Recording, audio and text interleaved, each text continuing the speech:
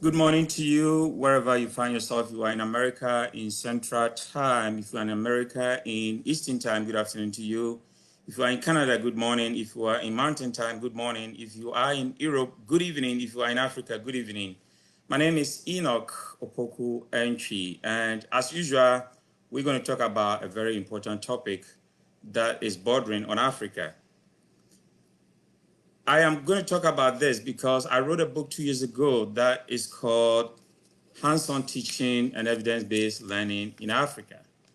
Hands-on Teaching and Evidence-Based Learning in Africa. And everything that I'm going to talk about and how African education can be revamped to compete with the rest of the world is in this book.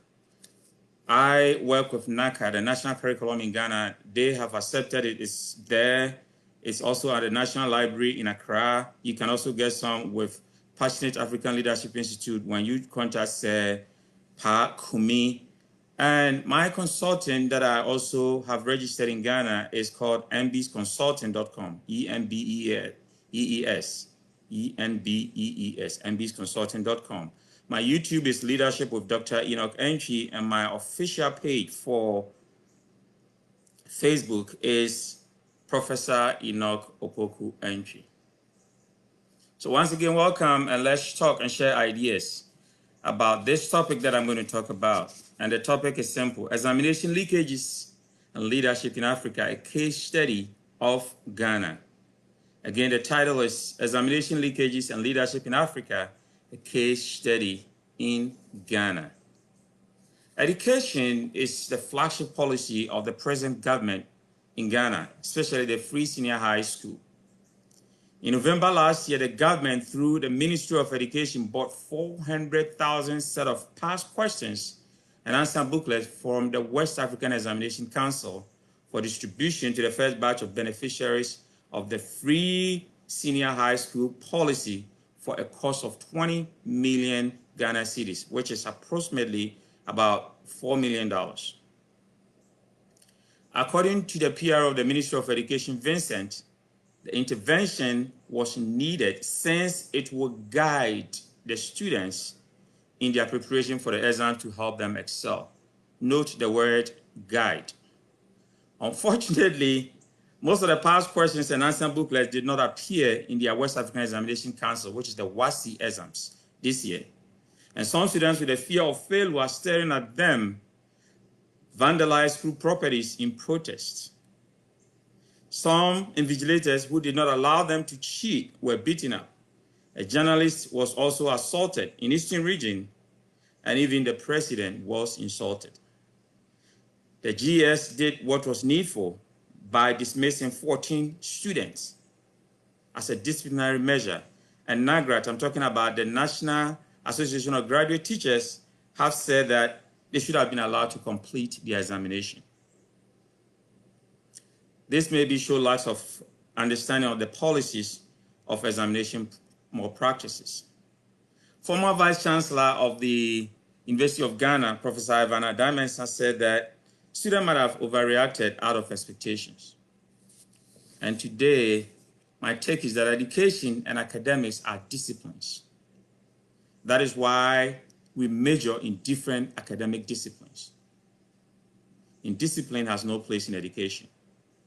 Academic excellence has direct correlation with character and discipline. The role of Ministry of Education, and in fact, the government, is not to buy past questions and answer booklets for students, but to facilitate a rigorous, relevant curriculum and high-quality classroom instructions to prepare our students for examinations and the future. West African Examination Council is an independent body for examination of students. We have prepared for them, and any leaked examination questions must be placed on their doorsteps. With that, I come to my topic for today: examination leakages and leadership in Africa, a case study of Ghana. And I want you to contribute. Those of you who are watching me live, I want you to contribute so that we can share ideas, because that is going to help move us forward in the future. We all know that education is the heart of every nation. And without education or quality education, how can we get quality doctors, or quality judges, or quality teachers, or quality lawyers, or even quality engineers and pharmacists in our country, or even farmers. Somebody will ask, do you think you qualify to talk about this topic? Yes, I do. I started teaching in 1997, 4th grade. I had 68 students in my class. And since then, I've been teaching all my life. My name is Enoch, and the meaning of Enoch is a dedicated teacher. So I am dedicated in teaching. I wear many hats, and my journey in life as an educationist have taken different paths. I am, besides teaching, I'm an expert in grading and testing. I have been an examiner with the Data Recognition Corporation, which grades from 3rd grade to 8th grade for a while. And I've been awarded one of the fastest graders in America here. Besides that, I have also been a test center manager for Pearson for 3 years. I was in charge of 230 different state board testing.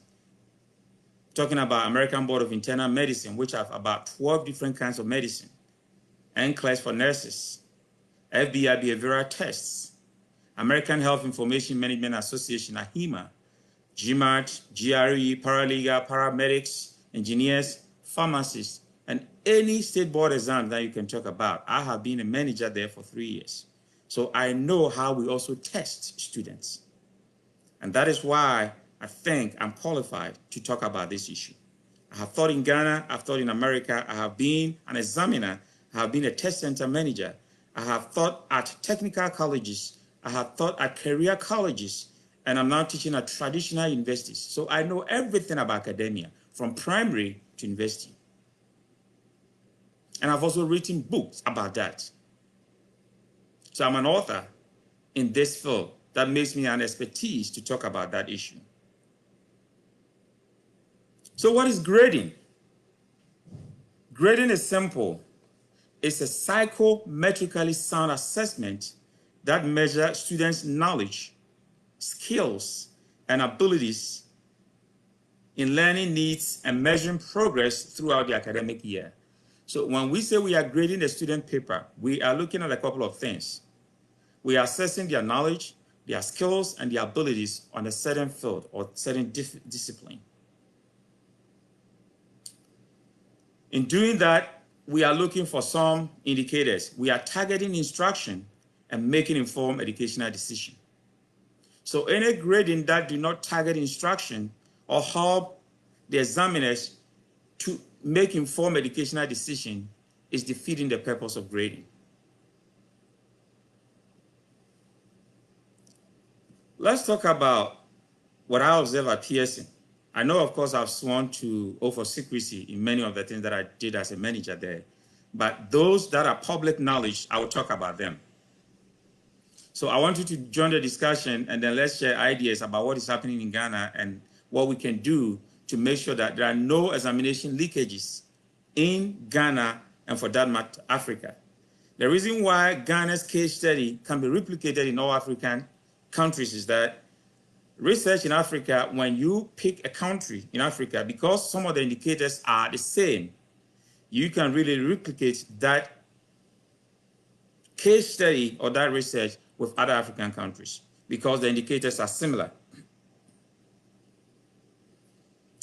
At Pearson, when I was a manager, this is what I observed. In no way or under any circumstance whatsoever did it happen that a test will leak. No way. There was no way that a test will leak for a student to get the answers before they sit at the examination center. No way. The integrity of the testing system, security of the test centers, I'm talking about examination halls, and the integrity of proctors, or what we call invigilators, we had was in no doubt the highest. One thing I noticed is that no student or candidate looks for a leaked examination papers because they will find none. But of course, you can go and buy your own past questions that will guide you as to possible examination questions. But that does not tell you that what you learn from the past questions is exactly what is going to come in your test. But comparatively, some students in Africa look for leaked examination papers because they can find it. And why learn if you can find a paper, buy it, study to go and get an A grade easily? So the argument that I'm building is that there is no way that there's going to be a leaked examination paper when the board or the organization, the council in charge, the West African Examination Council, have not leaked it to anybody. No way. So when we talk about annual allegations of leaked examination papers, let's place it first. Yes, there are other people involved, but let's place it first at the doorsteps of the West African Examination Council. They are an independent board that sets the exam, like Pearson, that I work for as a manager. There is no way that if an examination leaks, the board will come to Pearson first. That you are in charge of testing our students. How come that they had the questions before sitting for the examination? So all these allegations of leaked examination papers every year in Ghana, and for that matter, most of the African countries, we should place it at the doorstep of the West African Examination Council. They are the board in charge of setting the questions. And if they don't leak it, there's no way anybody can get a question.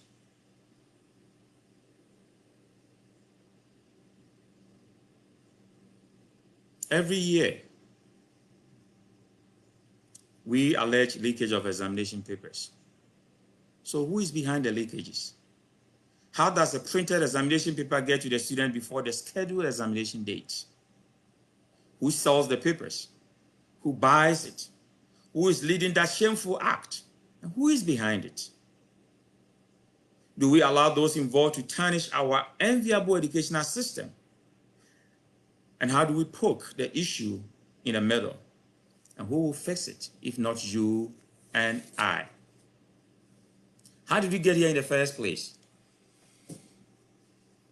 A spouse believes that as you learn hard, others pay examination or examiners and invigilators, most of whom are teachers, who get the questions, memorize them, and pass the test, even though they have not mastered their competencies. I should state for a fact that countries like India and other developing countries have similar challenges of cheating in examinations. CNN even did a spot on that. So my findings in this presentation is not only going to help Africa, but the rest of the world as well. Because every year we have this alleged examination leakages. And that is not good for testing competencies in any academic discipline.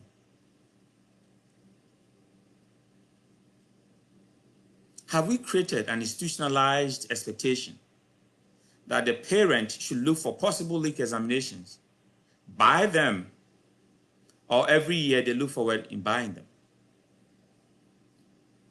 I must tell each student that there are no cheap examinations. In fact, examinations have always become the necessary evil. Teachers, professors, we all wish there's an alternative for examination, but as of now, we've not found any alternative.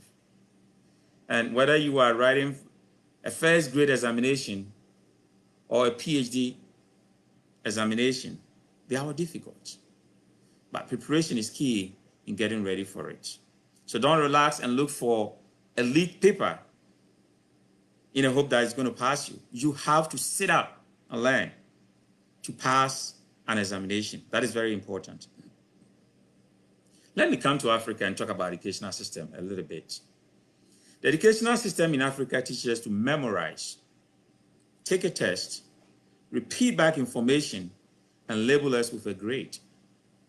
And as we do that, we forget most of them, unfortunately. Memorizing a test material and reproducing same is also the root cause of plagiarism for most African students abroad. This is the case of also most developing countries. We fail to teach the students how to paraphrase ideas in a synthesizing way using their own critical thinking skills. There is no educational hands-on value or evidence-based practice in the way we have learned. I stated earlier of teaching at a technical college in America here before moving to a traditional university. I understand how we prepare students for the world of work and psych them to be more innovative and collaborative. Our tech students make drones and robots, and that does not require memorizing any book.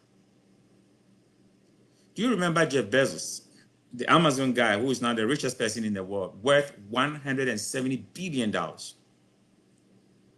And do you remember Bill Gates of Microsoft? They started their innovation from their garage. And that came through reflection and simulation work. Memorizing has nothing to do with reflection and simulation. In fact, if you look at Bloom's taxonomy that we use in learning, most of our learning has been at the basic, remembering names, formulas. When we come to analyzing and synthesizing and then evaluating, we don't reach there. Most of our education has been at the base of Bloom's taxonomy, memorizing and defining things, define this, define that. That's not how the West is learning.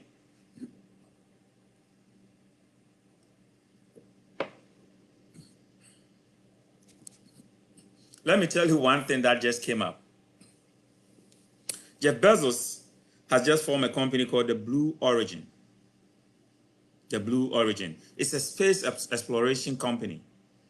And his partner is Elon Musk. You know what they're trying to do now? They are trying to colonize the planet Mars. And they want the future generation to live in space colonies. See what other people are thinking about with the same education we had and innovation. They are thinking with Blue Origin, the new company of Jeff Bezos, they are thinking of colonizing the planet Mars so that the future generation will live in space colonies. That is the education that I'm talking about. So my goal for this presentation is to see the new generation of African students coming out with innovations that comparable to Facebook. So I want the next generation to think about making similar things like Facebook that is coming from Africa. YouTube, Google, Amazon, Microsoft, LinkedIn, TikTok, Instagram, WhatsApp, Zoom, GPS, electricity, microscope, airplanes. I'll talk about airplanes. I visited the home of the Wright brothers in Dayton, Ohio. And they invented airplanes. If you look at the house they live in and the school they went to, they are not any special human beings. They are just like any other person. So I want to state emphatically that our education system has not helped us to be innovative. That is the main reason why I wrote this book. You know, it's a small book. It's in Ghana. It's at the libraries, Ghana National Library, NACA, National Curriculum, have copies of this. If you read this book, it's going to take you like 2-3 hours to finish reading it. Not many pages. But even how to design courses with action verb words so that students can be hands-on and evidence-based. Nobody's paying attention to it. If Africa can use this book, Hands-on Teaching and Evidence-Based Learning in Africa, this book, I promise you that we can have all these that I'm talking about. YouTube, Google, Amazon, Microsoft, LinkedIn. These innovative ideas will come from Africa. I'm very serious about this. Let's even think about small inventions that have come from America. Dental floss, hearing aids, traffic lights, microwave ovens, lasers, emails, mobile phones, personal computers, even the internet. All these are coming from Africa. And the secret is in this book. I'm not here to promote a book. I just want to show the guide as to how we can get there and compete with the rest of the world. Our education in Africa is all about memorization, the bottom of Bloom's taxonomy, remembering formulas, names, definitions. Yes, it's important for you to know the meaning of atom, but what do we use it for? How do students practice using atoms to make what it's supposed to make? It is okay for the brilliant math and science quizzes for high school students to calculate formulas, but why don't you make it hands-on? Let the student go, to the public square, use that formula to bring something, innovative ideas that can help the society. If you are learning and you cannot use the knowledge to solve local problems, then Houston will have a problem. There are many problems in Africa, and our learning should be able to help us to solve those problems. That is education. Education is all about creation, not consumption. If you consume our ideas and you cannot create anything with it, ladies and gentlemen, that is not education. And I'm very passionate about this. So I spoke to a couple of students when all the preamble that I started with, the possible examination leakages, invigilators who would not allow students to cheat, who were beaten up, a journalist was beaten up in Kukurentumi in the Eastern region, Graphic Corporation journalist, insults even to the president, all because students were afraid that the 400,000 past questions government bought for them for 20 million Ghana cedis, almost $4 million, did not appear in their final exam. So they were angry with the government.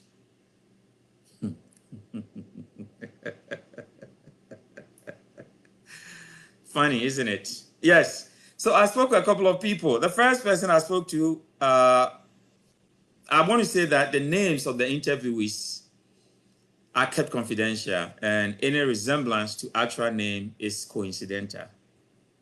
So the first person I spoke to was Doris. That is not her real name. And Doris is a teacher. She said that she kept a student money. Some students come to high school and they keep their money, their pocket money with their teachers. Some of the teachers they like that, hey, madam or sir, can you please keep my money for me? And the teachers keep their money for them. So one day, this student came to her, the teacher, that another teacher is asking us to pay 50 Ghana cedis to an invigilator for our coming exams.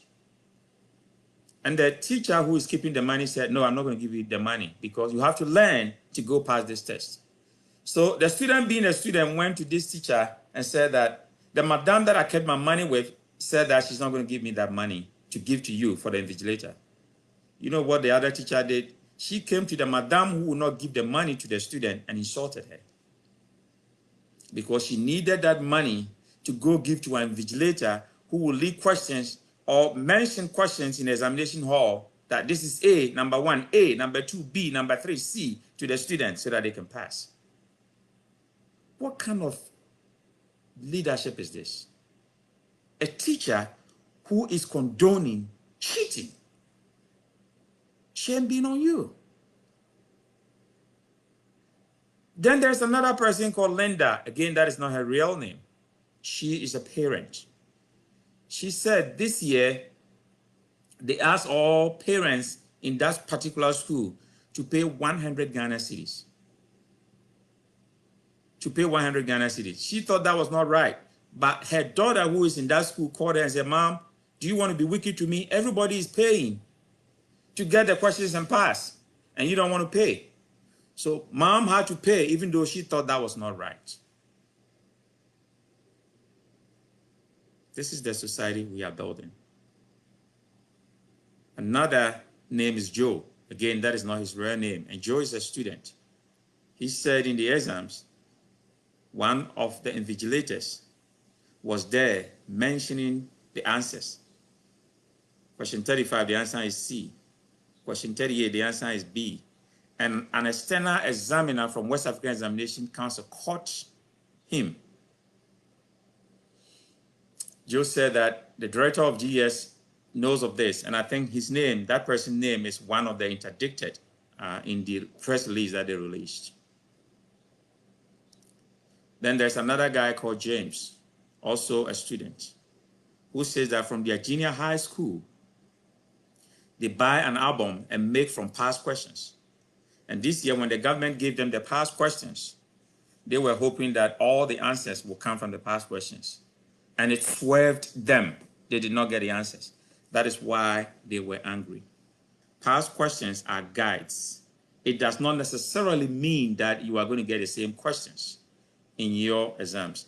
Let me see those who have called to or, contributed so that I can mention their name and then we talk about what they're saying. I know some people have shared. Joe said that Joseph Owusu said, destroying any nation does not require the use of atomic bombs or the use of long-range missiles. It only requires lowering the quality of education, the examinations by the students. Patients died at the hands of such doctors. Buildings collapse at the hands of such engineers. Money is lost at the hands of such economists and accountants. Humanity dies at the hands of such religious scholars. Justice is lost at the hands of such judges. The collapse of education is the collapse of the nation. That is a good quote. Joe, thank you very much for that quote. I have seen this quote too when you go to one of the universities in South Africa. It is there that education is the bedrock of every nation. If you destroy education, you collapse your nation. And I've heard many arguments, people talking about, on radio stations and TV stations that, hey, I did not go to school, but I've been able to make money. I have been able to build houses. I have cars, so I'm okay. Who told you? If you're talking about money, come to New York and see a whole zip code from Rockefeller. But apart from New York, who hears the name of Rockefeller? But those who came and educated us about values and moral life, you hear their name everywhere. The world does not revolve on money. Yes, money is good, but ideas are everything. The cars that you see, that was the idea first. The building that you saw or you want, your dream house, the idea first. Somebody had to design it first. Engineers. The roads, the quality roads that you see or you want, the ideas were first. Education is key to everything. In fact, one of my slogans is that education has been part of every solution in our life. And my friends, a curious brain is beautiful. I want to build curious brains in Africa that we can compete with the rest of the world. The way we have educated our children has not helped anybody. So let's sit up and make sure that we are educating our students very well. So after all my interviews, this is what I have for my students. The success of an examination depends on preparation, precision, and professionalism. You need to prepare, be precise on what you want to learn, and then get very professional. You are not supposed to cheat to pass an examination. And nobody should create even a rumor that there's a possibility of a leak examination from the West African Examination Council. Again, I want to state that if there's a leak examination, I work with Pearson as a manager in America here. And I hired many people. Yes, I've sworn to secrecy, so there are many things that I cannot divulge to the public. But if there's a leak and examination in America from doctors or pharmacists or nurses or any other board, yes, you blame Pearson because we deliver the test to students. So how come that student got to know of the questions before they start for the examination? You blame Pearson. In the same way, if there's a leak examination questions every year, blame the West African Examination Council. Who is there selling it to the parents or invigilators? Yes, in every society we have bad nuts who will look for the shortcut to pass a test. But the board, the council that sets the question should hire people of high integrity. There is no way that you can leave questions to other students to pass when others are learning to pass.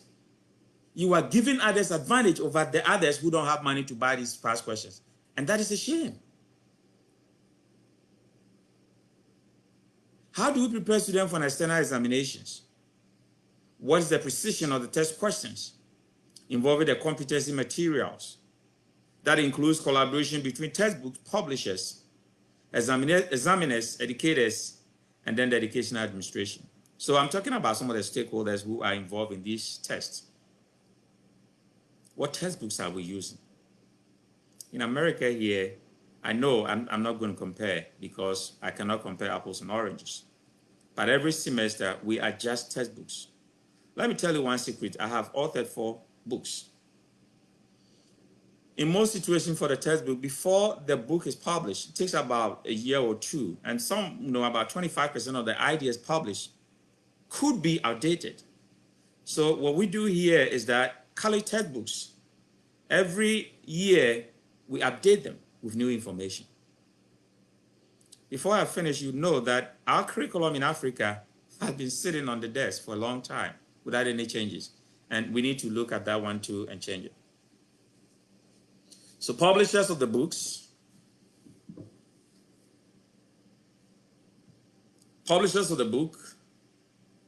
educational authorities, administrators, examiners, we all have to sit down and see the kind of book we are using to test our students. I also want to say that there's something wrong with the picture of going to senior high school for 3 years, learning the same course for 3 years, using the required textbook for 3 years. And then when you go to sit for examination, you don't see any of the things you learned for 3 years in your examination papers. Let's pause and think about this. There's something wrong with that. I went through the old system, the O level, for 5 years. Yes, for 5 years when I sat for the O level, of course I had distinction. But we had the first question for accounting was ratios. And for 5 years, nobody taught us ratios. But we had accounting teachers. So if you had not learned it from other sources, you go sit in examination and then nothing is showing up. That also bothers the teachers, how we develop them, training, professional development for our teachers. How can that a teacher will teach you non-syllabus for 3 years and then you go sit at the examination hall and none of the things they have taught you shows up? There's something wrong with that picture. Don't you think so? I'll be reading your comment. Those of you who are writing comments, Joe, thank you for the comment. There's something wrong with that picture. Well, there's another thing. So the examination council should knock this off. Before they set any questions, they should meet with the teachers' council, they should meet with the school authorities, they should meet with examiners and make sure that the book that they are using as textbook to teach these students are being used to test them. Again, I repeat, if you go sit for a discipline, let's say you were a science student or business student or art student, and for 3 years you've been taught, being used a textbook, that a required textbook that you have to master competency for that course. And then you go see the examination hall, none of the thing in the textbook shows up. It's a waste of the teacher's time, a waste of the student time, a waste of the examiner's time, and a waste of parents' money and the government. You have given me a required textbook and asked me to learn to master the competency to come and test me on these books. And none of them shows in an examination. So where do you get your questions from? Let's think about that. Also, there's no reason why practicals for integrated science and science subjects should be written or have more writings. Let them demonstrate their practical knowledge in a hands-on way. As I speak now, lecturing as a mode of learning is gradually become outmoded in America and most European countries. We use performance standards and assessment plans that are observable and measurable. So our teaching should be observable, measurable, hands-on, and evidence-based, embedded with our culture so that they can solve local problems. If you don't remember anything in my presentation, remember this, that our teachings should be observable, should be measurable, should be hands-on, should be evidence-based so that they can solve local problems. Dave Meyer put it this way: intelligence shows itself not so much in ways of having the right answers, but in being able to ask the right questions. So if our education is not helping us to be innovative, maybe we've not asked the right questions to our students. We should begin to ask the right questions that brings the intelligence of our students out. and not the old ways of looking for answers that have not helped us for a long time. We must move from questions that seek understanding of concepts and definitions, or remembering and understanding formulas, to the application of our country problems. Analyzing practical solutions, identifying our problems in the analysis process, evaluating them in our own way, and creating something out of it is all we need. Again, I repeat that education is not for consumption. It is for creation. We need to create something out of our education. The old way, or the old right way, has become the new wrong way. We must not be caught in Black and Gregerson's theory of the three mental blocks: failure to see, failure to move, and failure to cross the finish line. We have failed to see that every year there are possible leakages of examination.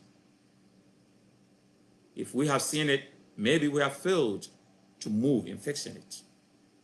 And unless we fix this, we cannot cross the finish line of being an innovative citizens with our students for the future. For students, it is wrong to threaten an examination officer. It is wrong to insult your president and teachers. It is wrong to assault a journalist because they are covering the news about examinations. You cannot do that. A strict examination officer wants you to do the right thing. I have been an examiner. I have been a proctor. Like I said, I was a manager with Pearson. If you talk about strict people, I'm one of them. I will tell you about Texas Board of Medicine test with Pearson. You are not even allowed to go and pee. Medical doctors sit for 8 hours to write their board exams. Nurses and clerks is 6 hours. 6 hours you sit. And if you want to go pee, all you do is to raise up your hand. I'll call one of my proctors to come and pick you up to go and pee. And even as you pee, we'll be watching that when you go to the washroom, you don't have access to any material. Friends, examination is not a joke. And even being a manager, I had to test for most of these boards every day to make sure you know what students are coming to test on. Training is constant in America. And the integrity of the person should not be in any questionable doubt. Let me tell you what Ghana education is doing right. They swap invigilators now. So you will see that in a situation, invigilators from school A will go to school B and do invigilation. And those from school B will come to school A. But even in that, they talk among themselves. So students know the invigilators that are coming. So let's say if I went to Opoku Secondary School for my sixth form, and I went to Ghana Senior High School in Koforidua for my O-level. So I'm going to use an example of Ghana Secondary School in Koforidua. If invigilators from Pope John Secondary School are coming to Ghana Secondary School to invigilate, and Ghana Secondary Senior High School will go to Pope John, already students talk among themselves. The invigilators have talked among themselves. So the students still know the invigilators who are coming. And that is where when they collect money to pay for these invigilators, they know who to pay the money to because they know those who are coming. That's a shame.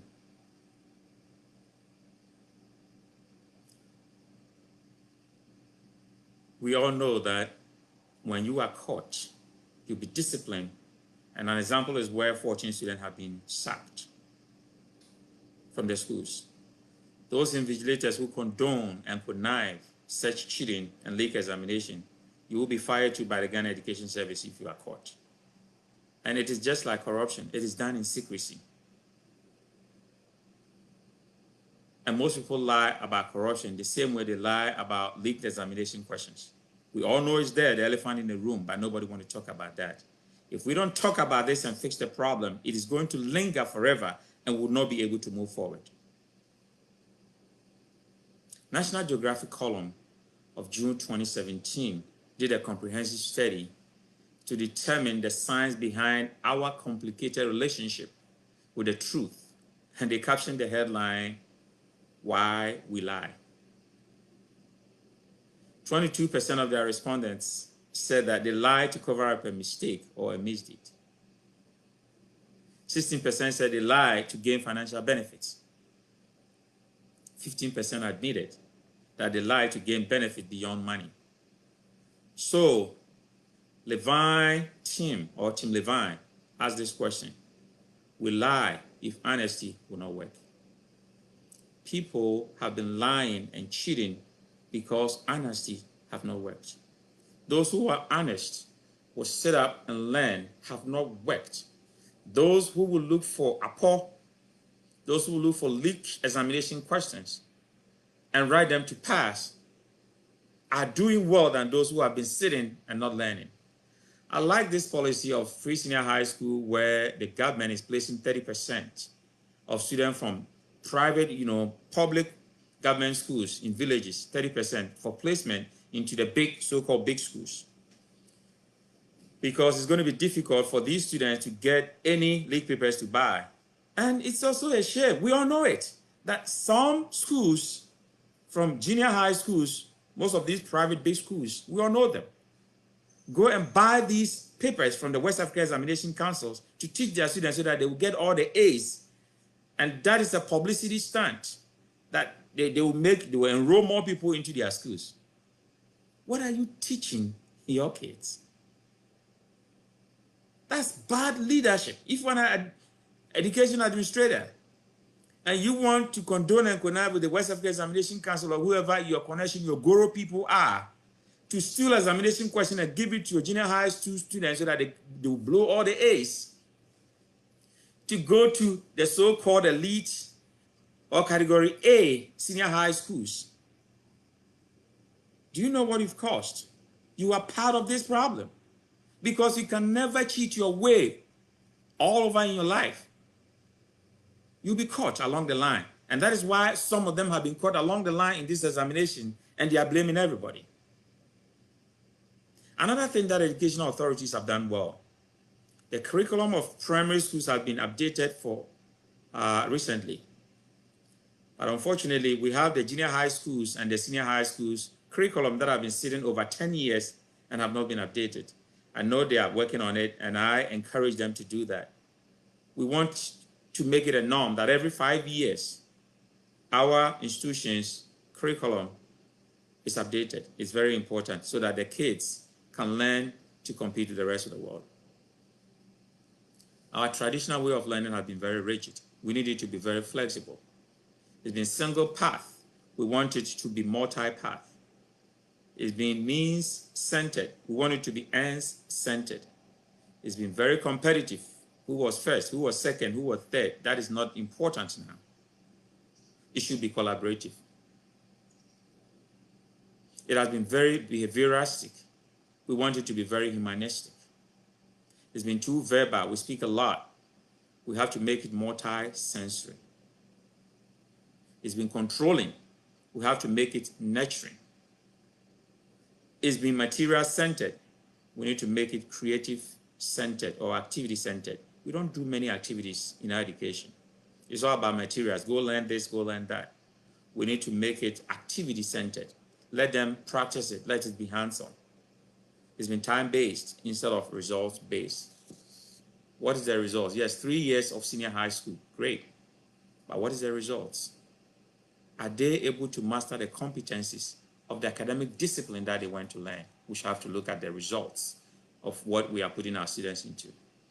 And I'm hoping to make our curriculum for junior high school and senior high school standard-based of innovation that will be hands-on, flexible, multi-path, end-centered, collaborative, humanistic, multi-sensory, nurturing, activity-centered, and results-based.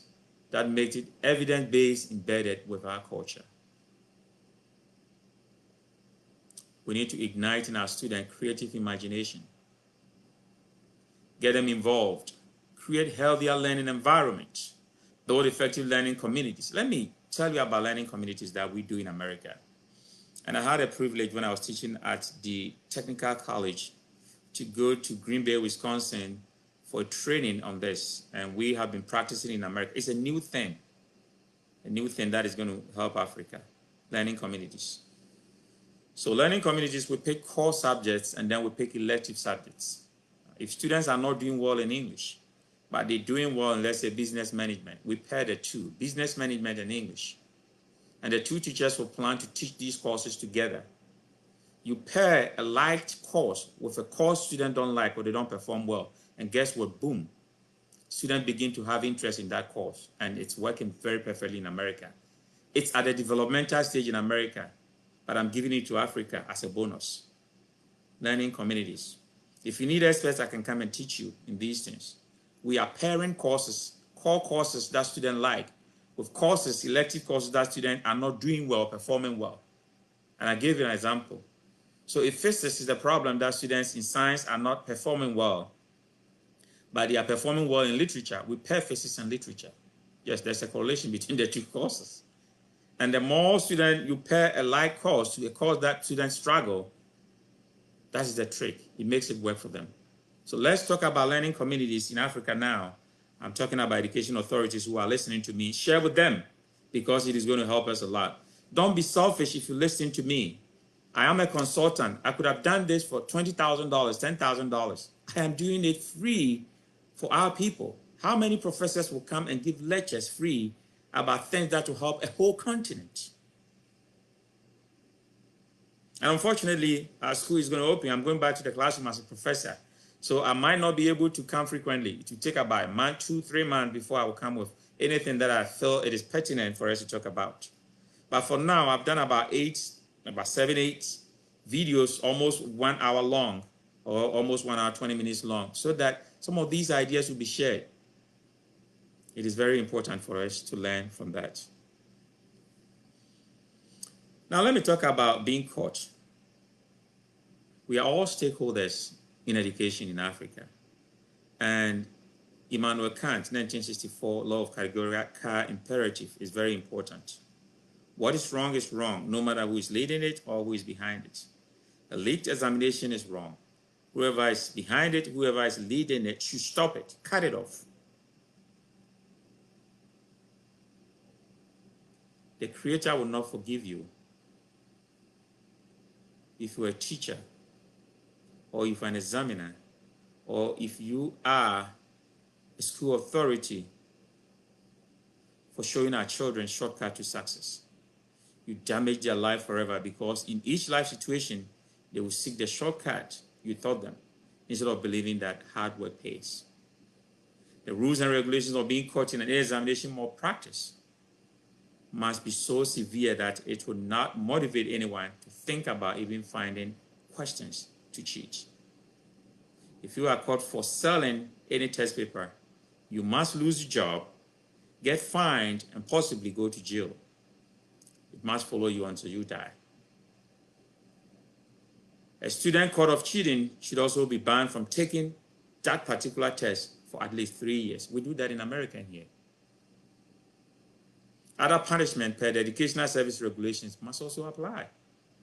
So if it had been clear about if there's an examination or practice, these are the rules and regulations. I don't think NAGRAT, the National Association of Graduate Teachers, would have come to say that the punishment of the student not writing their exams is harsh, and then they should allow them to come back and write their papers. The rules should be clear for everybody to know what it is.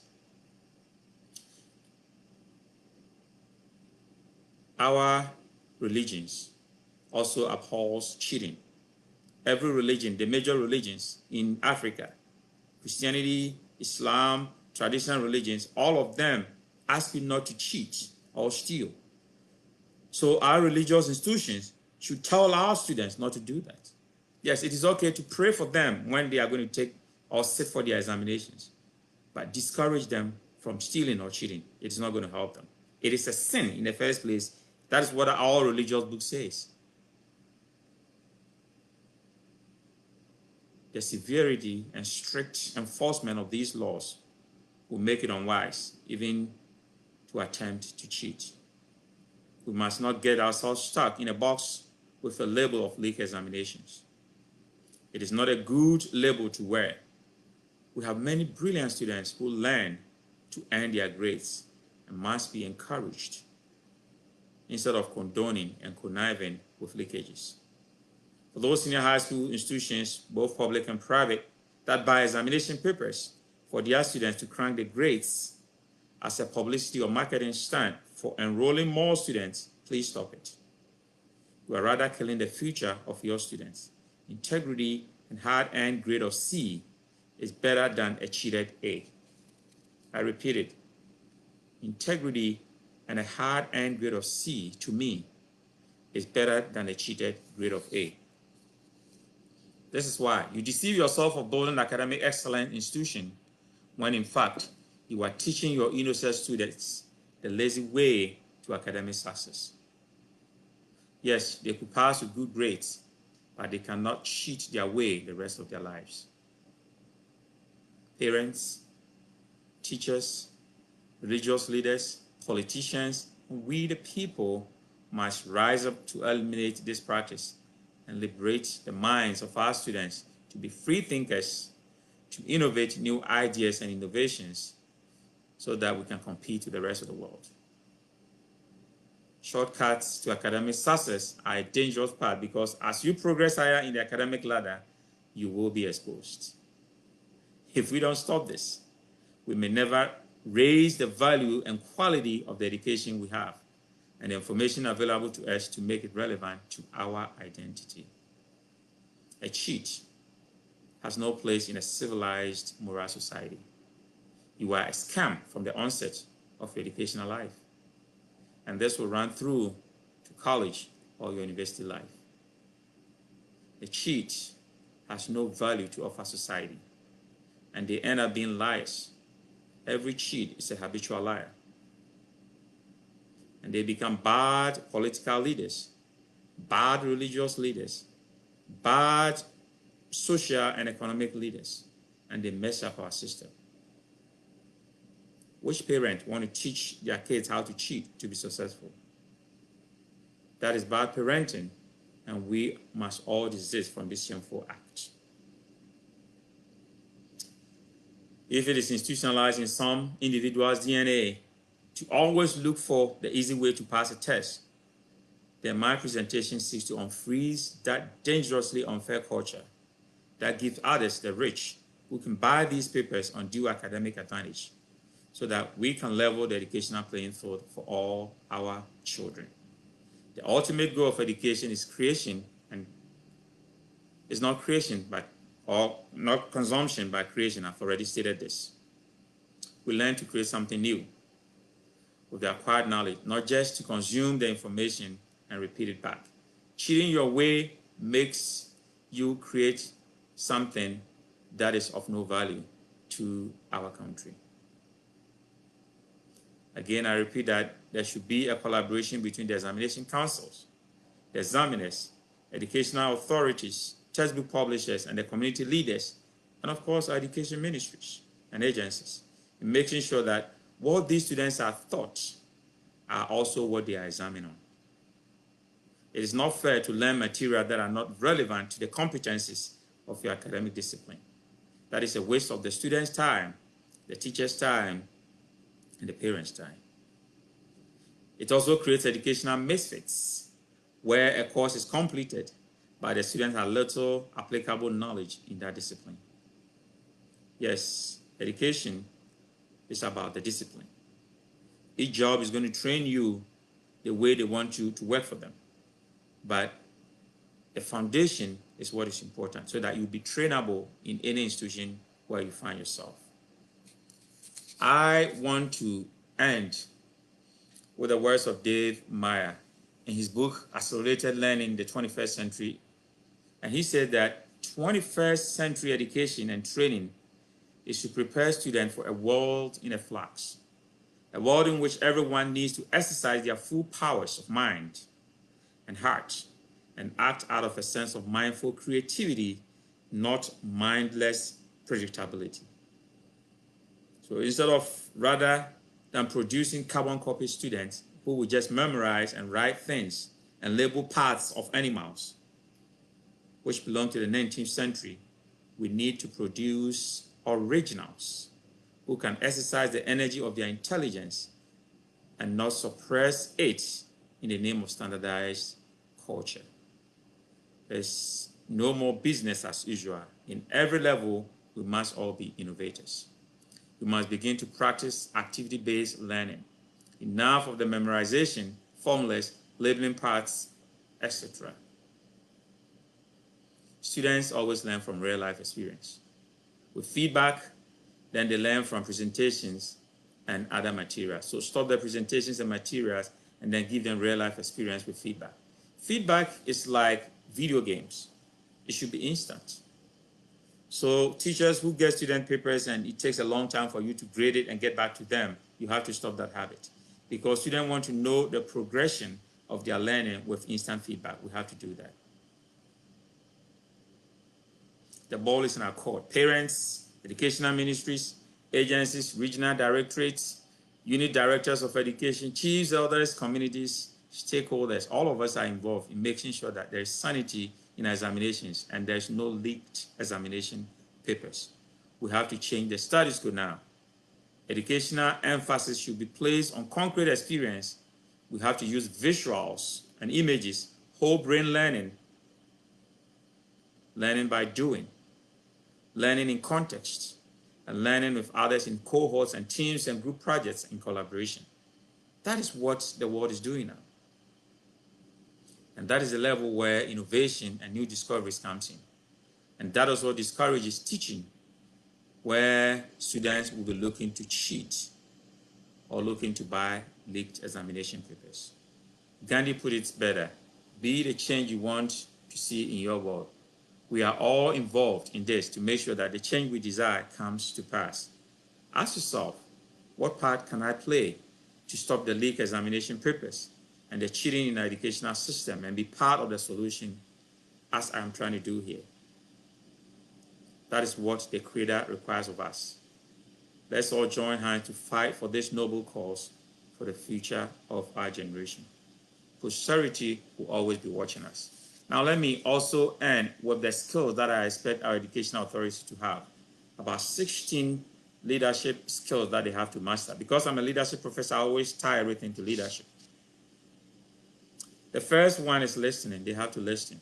And by listening, I'm talking about active listening or learning or hearing others beyond what is said. So active listening from our educational authorities and the ministries should be key moving forward in making sure that we don't have any leaked examination paper. They have to listen. Put your ears to the ground and then learn from others beyond what is said. Then they have to have empathy, understanding the needs of the students. What needs do our students have and how do we meet them? They should also be humble. In fact, all the research that I've done, the most biggest asset of a leader is humility. And humility, I'm talking about appreciating others' strength and their contributions and ideas to create a space for others to shine. And then humility also helps you to take risk and make improvements in every situation. They should also continue to learn. They have to never stop learning. In all these situations, it's a learning curve. Yes, new policies bring bumps, but it's going to be a learning curve for all of us to learn together. Then they should have drive. You cannot motivate others if you yourself is not motivated. They should have drive to motivate our students to be more innovative so that they can create more things to solve our local problems.